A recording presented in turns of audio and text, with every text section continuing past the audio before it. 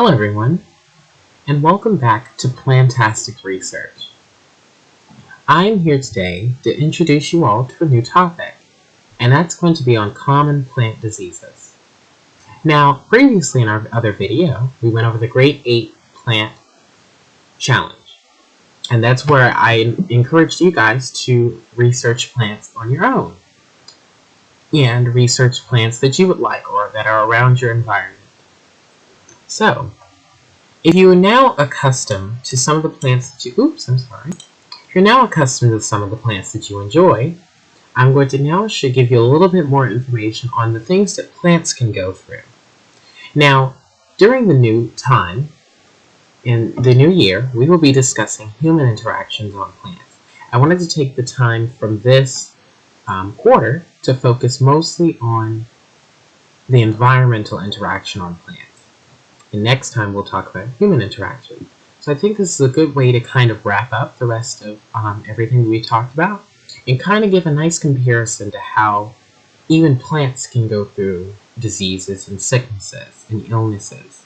Now they may not be compared to human sicknesses and illnesses, but they, as well as every other plant in any, like a tree or something, they can all die as well, and they can all dehydrate. They can go through many different changes, especially if the effect of the environmental season affects that.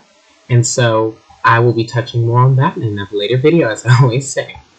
Now, I will specifically to use an example and to kind of make the understanding better of the different types of plants that go through diseases. I'm not going to be talking about the different types of plants. I'm going to be talking about a specific plant that has diseases, and I'm going to use that specific plant and the specific plant diseases to kind of give us an edge and show us how diseases actually affect a plant, whether it's a soybean plant, whether it's grass, many different things, parasites. And we went over parasites and everything like that. So let's get started. So if you all aren't familiar with this by now, I've been including standards into my lessons that I've been doing each week, and they really help a lot when it comes to preparing the lesson and when it comes to showing you guys better information and introducing you guys to the topic a lot better. So I'm going to read the standard out to you. And if you don't know what a standard is a set plan to help guide the goal in which you want to lead the lesson for.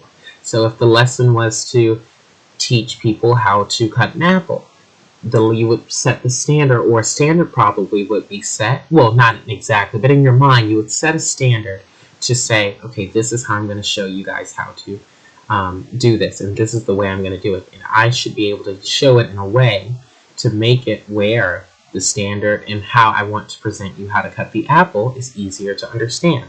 So I'm going to read the standard out to you because I think you should know what you're learning. So this is SVO4, and this is the standard that I'm going. B stands for botany, S stands for science, and so we will now talk about when we read out the standard. Your goal, and for my goal, is to help you obtain, evaluate, and communicate information to analyze the impact of plant diseases, which is what our topic for today is, and pests on plants, defense systems, and agriculture. Now, that's a key for agriculture. Agriculture is like farming. So if you ever heard the term agriculture, you probably hear it around farming. And we're going to talk about specifically Section A, and that would be to ask questions based on observational investigations, which you guys, I encouraged you guys to do in the Grade 8 Challenge, or research evidence to develop sustainable management strategies for common plant diseases. And that's the word again, plant. Clarification statements, and this is something they added extra to kind of get an edge and make it easier for me to teach the lesson. Management strategies and practices could focus on agriculture and landscaping plants. So agriculture plant would be like crops, which would be corn, seeds, and many different types of vegetables that would grow out of the ground. And landscaping plants like trees, apples, oranges, things that grow from trees or something like that. So that's what you would mostly focus on there.